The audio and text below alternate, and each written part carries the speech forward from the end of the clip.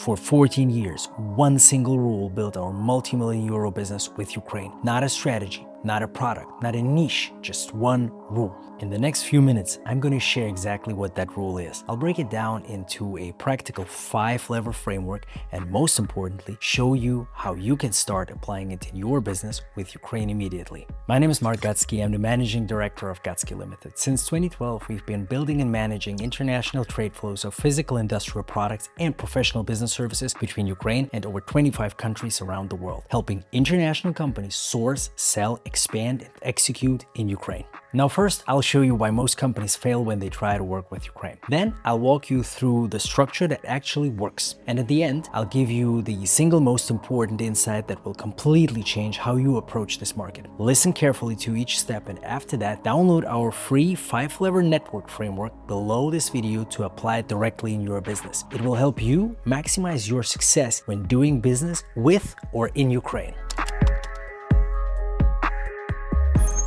So what is the rule? The rule is simple. Your network is your infrastructure. And I don't mean LinkedIn contacts or exchanged business cards. I mean real relationships, the kind where people pick up the phone, where decisions get made, and where problems get actually solved. In emerging markets, contracts matter, but relationships decide. And in Ukraine, this is not just a cultural nuance. Your network is not a nice to have. It is a fundamental part of your execution system. This is exactly why most companies fail. Not because Ukraine is a bad market, but because they enter it blindly, without access, without structure, without the right relationships. And that's a critical mistake, because Ukraine is a major industrial hub in Europe, right? Heavy industry, metal processing, agriculture, energy, logistics, all of it is already here. And the reconstruction phase will only accelerate this further. Capital will move, infrastructure will be rebuilt, industrial capacity will expand. The only real question is, who is prepared? So instead of theory, let me give you something practical. What follows is the exact framework we use internally, the 5 levers of a strategic network.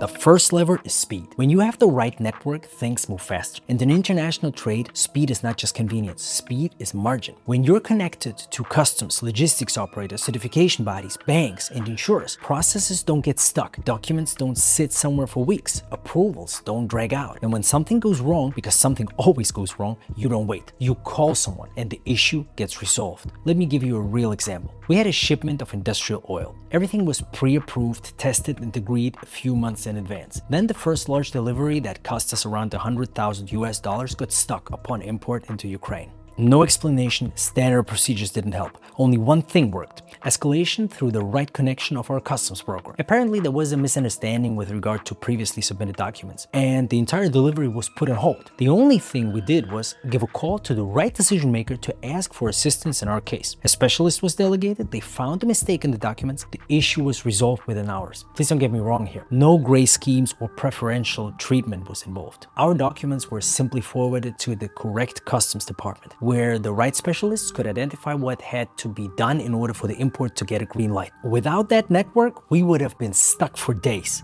That's the difference. So the takeaway here is simple. When you compress time, you reduce working capital pressure and you increase deal velocity. Start by mapping where time is currently killing your margins. Look at your supply chain or sales process and identify delays, approvals, logistics, payments, documentation. Then ask yourself, who controls these points locally in Ukraine? Instead of relying on process, start building direct relationships with operators in those exact nodes. Customs brokers, logistics coordinators, certification bodies. Even one strong contact in the right place can reduce weeks to days. Speed is not luck, it is engineered through access.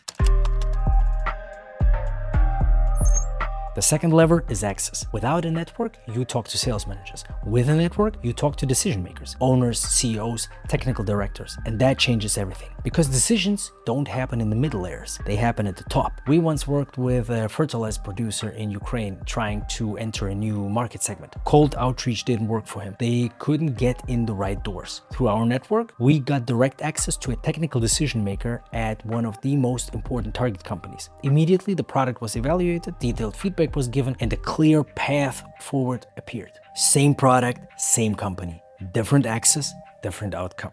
That's the power of access. So what should you do? Stop operating through visible entry points like websites and sales departments. They are designed to filter you out. Your goal should be to reach decision makers directly. Identify who actually influences the outcome: owners, technical directors, maybe procurement heads, and then work backwards on how to reach them. This often requires warm introductions, not outreach. So start building relationships with people who already sit close to these decision makers: industry insiders, consultants, local partners. Access is never given, it is built indirectly.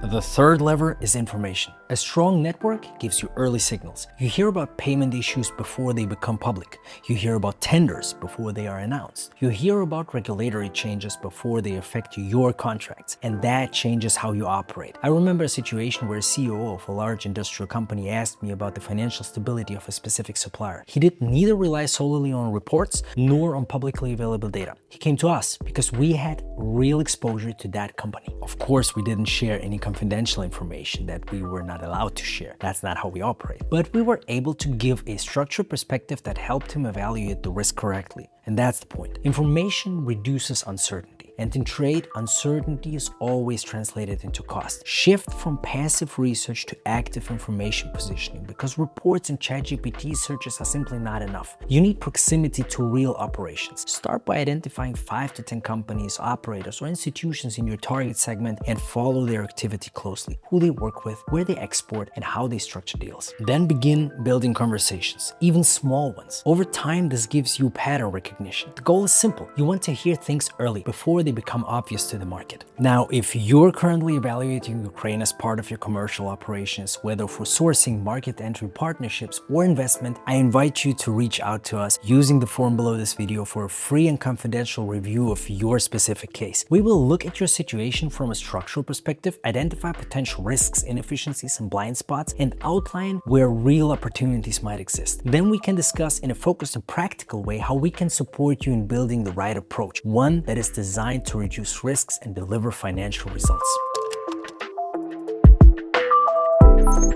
The fourth lever is trust transfer. Normally, trust takes years to build, but through the right introduction, you can compress that into weeks, sometimes even days. We've seen this many times. A supplier doesn't want to export. There is hesitation, uncertainty, resistance. Then a trusted partner introduces us, and suddenly the owners are sitting at the table discussing real opportunities. Nothing changed in the product, nothing changed in the offer. Only one thing changed: trust. Reputation was transferred, and that alone opened doors. Now ask yourself honestly, if you entered Ukraine tomorrow, who would validate your partners? Who would structure your deals? Who would help you manage risk? If you don't have clear answers, you're not prepared yet. Don't try to build trust from zero every time. It's too slow and it's too expensive. Instead, focus on who can transfer trust to you. Identify credible intermediaries who are already respected in your target environment: chambers of commerce, established partners, known operators, former employees of a company, and so on. Your strategy should be to earn trust from them first and then leverage that trust into new relationships. One strong introduction can replace months of cold positioning, because trust is not built linearly, it's transferred. The fifth and final lever is risk buffer. In theory, contracts protect you.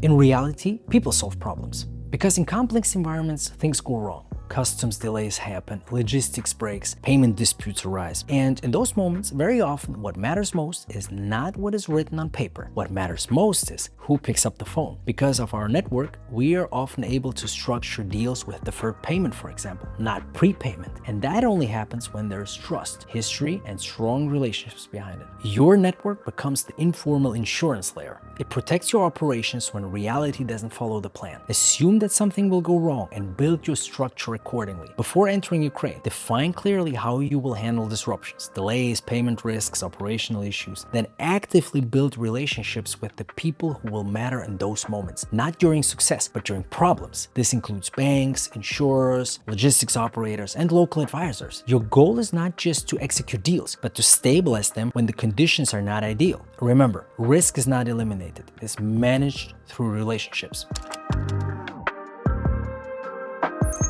And here's the most important insight from this entire video. The biggest mistake companies make is that they treat Ukraine simply as a market. It is not. It's a relationship-driven system.